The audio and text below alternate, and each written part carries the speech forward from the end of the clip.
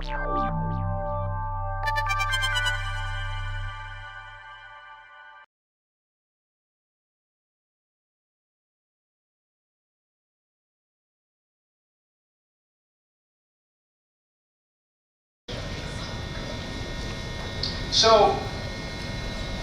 I want to talk a little bit about, basically kind of repeat what Julian said, but longer, so get psyched for that. Dennis asked me to do this, we were just having coffee at Cannonball, and my first response was, why? I honestly was a little unsure whether I had this expertise here that Dennis was talking about. And to be fair, I mean, expertise has varying definitions. So what I want to do is walk through a few things that I've learned being doing things in the US, doing things here in Jamaica with Julian and Imani and a lot of other great people here. But what I see a lot is these articles that sort of say, here's the secret to success, here's how to be a millionaire or something like that. They pop up all the time, and it's actually a little surprising. When I think about that, I kind of think, how would a sculptor or an artist respond if they saw an article in the newspaper that said that? How to be a famous artist. And it seems kind of crazy to me, but for some reason in the business world, we kind of get obsessed with reading these articles thinking that there is some secret over here that, if we just figure it out, everything will work out perfectly.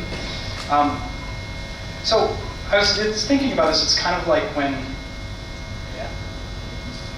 you ever try to steal food off somebody's plate and you kind of point over here and then you steal the food. It feels a little bit like that's what people are doing when they're saying, look over here for that amazing secret. And that worries me. And so, if you look at this from the perspective of a historian or a physicist or something like that, you'd never see them say, here's how to win your Nobel Prize. You just would never see it. So I don't know if there is a recipe for success. I don't know if you can even define success all that clearly. I can say, I would argue for a while that if there is one, it's probably really far away from where we are today. There's a lot of art to what we do, and I don't think that we're ready to admit that there's a lot of art, there's a lot of luck, and it's not just some scientific formula that we can all follow. And so there's been a lot of talk today about development and what we can do to do this. I genuinely don't have an answer, so if you're looking for that, this is not what you're going to hear today. That said, there are some words of wisdom, and I'll get into that in a second. And again, you're going to have to take them with a grain of salt. We don't know whether they're right or wrong, and under the different circumstances, the same advice could be sending you in a completely different direction, and it might end up being amazingly, wildly successful here and horribly unsuccessful on the other side. So, before I jump into saying, here's some words of wisdom, and we can debate all those. The cool thing is I was a little worried. It's actually what we've been talking about all day, so I'm feeling a little better about that. But before we dive into that, I figured maybe I should tell you guys a little bit about me and how I sort of ended up here. I think there is a bio in there, but it's more fun to hear it from me, I guess. So I came to Jamaica for the first time about 10 years ago. It was 2004, 2005, somewhere in there. I came down with a friend, her family and her were from here. And at the boarding school that I was at, we had a bunch of other Jamaicans who were there as well. And I ended up just coming down to have a holiday, go to the beach and take a lot of naps. That's my favorite thing right now, is to get some sleep. But we ended up just coming as just a tourist group who were just here going to the beach and having a good time.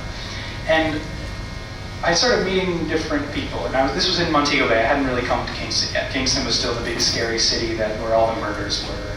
I hadn't heard of Salt Spring yet. So, we came down, and I started just spending time, and then I started coming back. So Christmas during college, I would say, okay, I guess I'll just go to Montego Bay and spend time there. I ended up having to get extra pages in my passport because I just kept coming back all the time. The weather was great, the flights weren't that expensive. I was living in Philadelphia, so it was easy to get down and back pretty easily. But over the years, I started coming more to Kingston and spending time here, and I started meeting people who were not necessarily just the folks I would go to the beach with. I started meeting people who were talking about actually doing real things to take technology, which I know a little bit about, and figuring out how to apply that in new ways in a place where historically we haven't really done as much with tech as you see in the States, for example, or even somewhere like Singapore, which is, I often hear Jamaica compared to in a lot of ways. About a year ago, after I've been coming to Kingston for a while, well, before that I actually met Julian just out of the blue. I saw an article in the Gleaner, and I said, hey, I saw the article, do you want to chat? I ended up sitting down with him and met Gordon Swaby, and then I ended up later investing in his company. I mean, all these things were just very serendipitous. But about a year ago, I started hearing a lot of people saying things like, I want to start an incubator, we're going to do venture capital funding, we're going to be doing all these things. And it got me really, at first I was very excited. I was like, well, great, how can I help? After that, what I started to realize is we kept hearing that things were going to happen, and nothing was actually happening. And I can just tell you, it's incredibly frustrating. Yes, my thoughts exactly. I'm sitting here with saying, here, take my money, and somebody's like, well, I don't know, I'm not ready. It's like, guys, maybe we should have a talk. So it's great to see. I wish you could take down that picture of me and put up the Star of Jamaica website. Could we do that? I don't know who's in charge of the computer. I don't want the picture there. But good things are happening, and it's like they're actually happening. So I decided to sit down, and Ramani helped me with this because I didn't know really what I was doing. That was that lack of expertise. But I realized that nothing was going to happen unless we just tried. But the only way we were going to do that is actually get the balls rolling. Yeah, there you go. I'll scroll up a little. The ball needed to get rolling to do anything. And so it was like, okay, wire money down, sit with the money, start the company, get things going.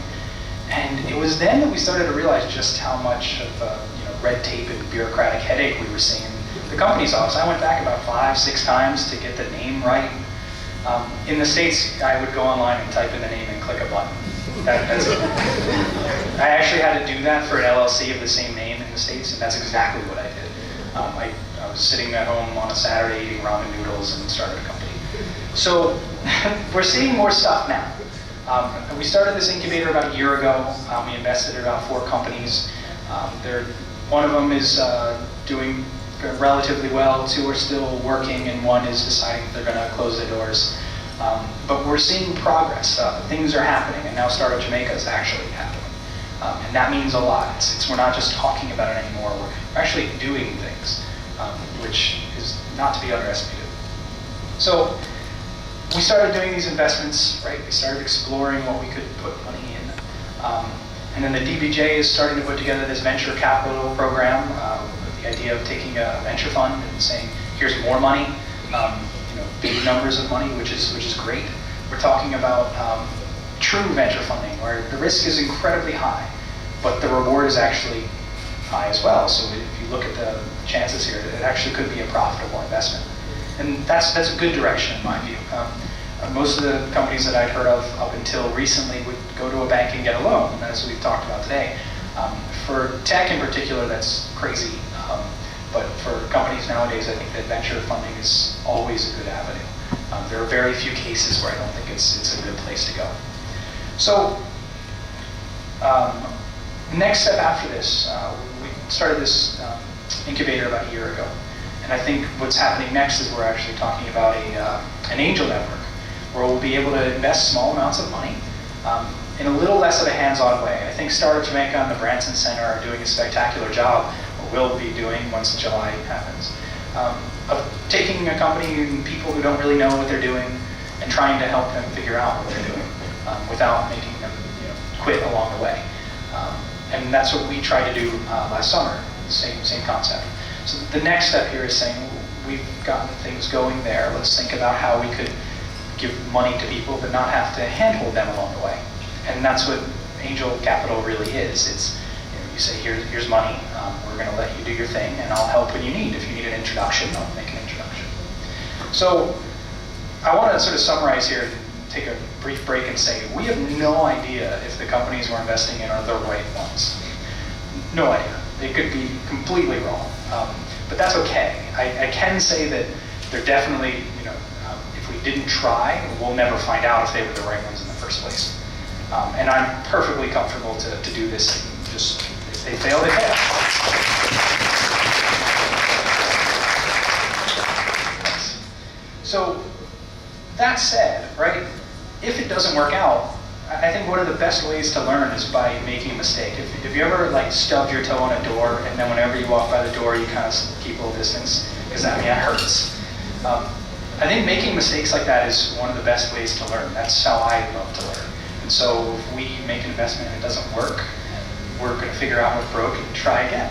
It's pretty straightforward. We'll just evaluate what we decided before and see if we can learn anything from that mistake, if you want to call it a mistake, and go from there. So, but this brings me to kind of an important point, and I think Lisa touched on this briefly, and this is the fear of failure. Being afraid to try something because it might not work out.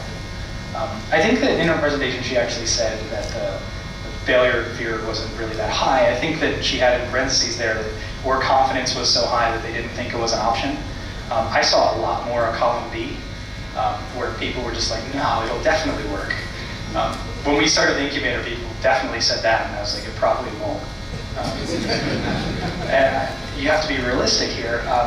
I think that that's what we're starting to see more of, is a lot of confidence. And that's not bad. I mean, optimism is a good thing. It makes us take really big steps, and hopefully they work out. But I think recognizing that it's okay if it doesn't work out perfectly, that's incredibly important. But I'm a little worried because I don't see a whole lot of that here. In the States, people come up with ridiculous ideas, and Flappy Birds and the Yo app and all these crazy things. And you hear about all the ones that worked out amazingly well. You don't hear about the 10,000 of them that just somebody wrote and then they went in the garbage 10 minutes later. Because they're okay with that. They just throw it in the garbage. So I'm worried because when you do try something, it seems as though there's this game over. It's like playing Mario with one life. That's no fun. I'd rather see where we're able to just try, and then if it doesn't work, we'll try again. And I'll touch on this a little later when it comes to investing in companies and ideas versus people. But I really hope that we start thinking about what happens when things don't go perfectly to plan. I can tell you, Invite Media, we started it. It's called Invite Media because we wanted to do something with social network data. That didn't work at all. It was terrible. We tried about 3 or 4 times until we finally got something right. We just kept going. We didn't change the name because that was a pain, but we would just keep trying. And I'd like to see more of that here. I hope that we start thinking of it from the aspect of telling people who are trying that it's okay. Because from a small venture capital firm and an angel round before that, we didn't have tons. We weren't just rolling around in dough. It wasn't like the Facebook where they wanted $1 billion and eat dolphin and all the crazy things that apparently they do. So we didn't have tons of money. And we hired an account manager, and just to give you a little background here, what we did was we let our advertisers spend a lot of money on ads. So all those YouTube ads you see at the beginning, I'm really sorry. But what we would do is we'd let account managers log in and type in numbers. And this one manager typed too many numbers, namely zeros, and accidentally spent about 60,000 US in about 10 minutes. That was 60 grand that we could not bill a client for. So to put in perspective, we had $100,000 10 minutes ago, now we have $40,000. It's not our best day. So this guy was terrified. He was like, oh, I'm fired, I might as well just pack up my stuff and all this. And everybody else thought that he was fired too. But it was a mistake, it happened. He wasn't a bad account manager, he was actually pretty good at what he did, but he made a mistake.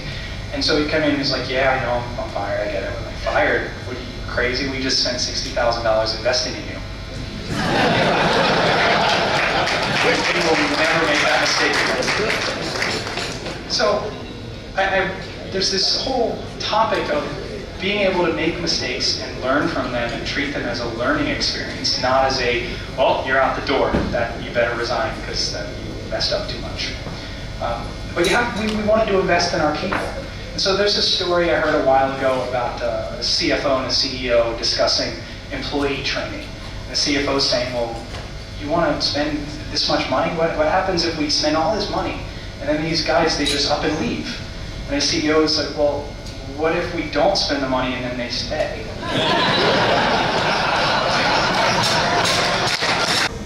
But this investing in people is something that I think leads to this next point, which is when I came here for the first time to a more businessy context, and that was when I started working with Julie and Amani and these guys, it seemed to me that everybody was concerned about what things would look like in about 3 months, and not about maybe a little further out. I thought that was a little scary. It's like building a bridge, like a brick at a time, and then just being like, yeah, just try it every time, and hopefully you won't fall off.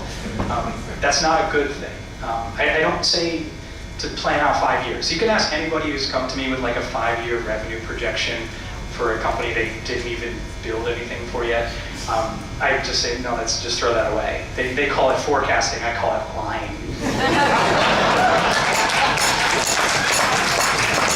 But the point is, I think that it's important to think further out. I don't mean to try and predict the future. We don't have crystal balls, and anybody who says they do is full of crap. But I think that we do need to make decisions with the long term in mind. And I think that until we start doing that, we're going to be in some trouble. It's pretty tricky. It's not just investing in your people, it's deciding what your business will look like. A good example here is, say I were to invest 10,000 US in somebody to start their company. So similar to what Startup Jamaica will be giving to people when they join, around that 14,000 number. They could take a guaranteed salary of 2,000 US a month for 5 to 7 months. And they would be guaranteed to be out of money in that time. Or they could not take a salary